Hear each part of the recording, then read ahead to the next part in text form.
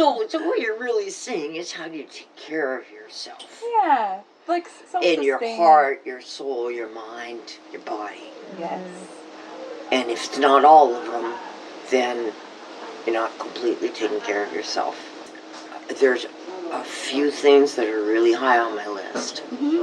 And one is resting my body when it needs it, respecting that. And to use it as much as I can to try not to be lazy, for lack of a better word, because that's what I think maybe is the hardest thing as I get older, to just go, oh man, I'm older now, I don't have to do it. Yeah. But the truth is, if you don't, it's like use it or lose it. Yeah. Yeah, so what'd you have in mind, Amelia?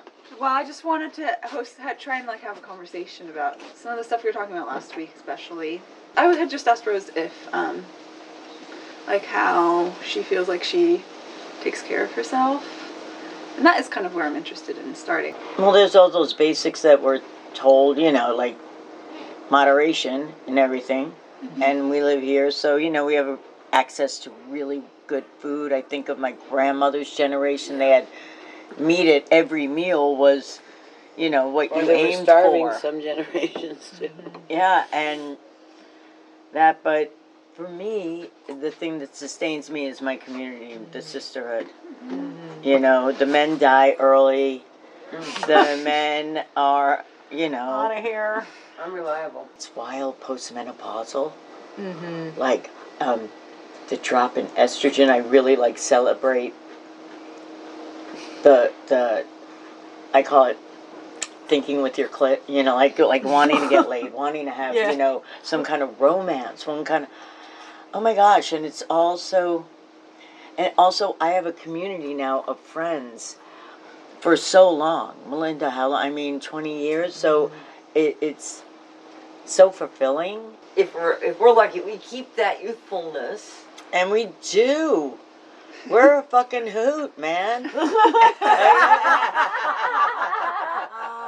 I'm happy to be the crone of the hood, vital in that role. It's funny, after I had my mom with me for a number of years, so I was around a lot.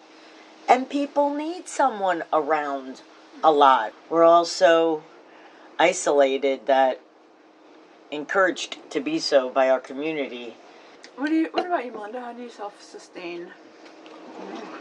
Fibers. Fibers? Fibers. Yarn. Textiles. Dog hair. Goodness.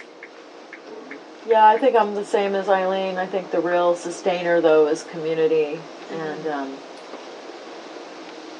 having a few really good friends that you can, just like we were talking about it on the phone this morning or yesterday about just how easy it is to just, no matter what, just to give a call and say, hey, what's going on? What's going on? You don't even have to do anything, but maybe you could. Just checking in. But there's no feeling like, oh God, I'm going to disturb this person, or this person is going to be busy and doesn't blah, blah, blah. It's like, no.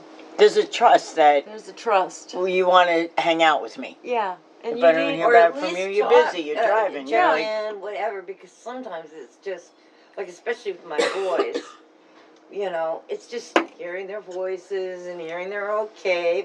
Your mom and I do this too, just how's your week going, blah, blah, blah, blah. So you keep that community both one-on-one, and I agree with both of you. And I'm working on this because I tend to, as I've gotten older and my whole career was about people.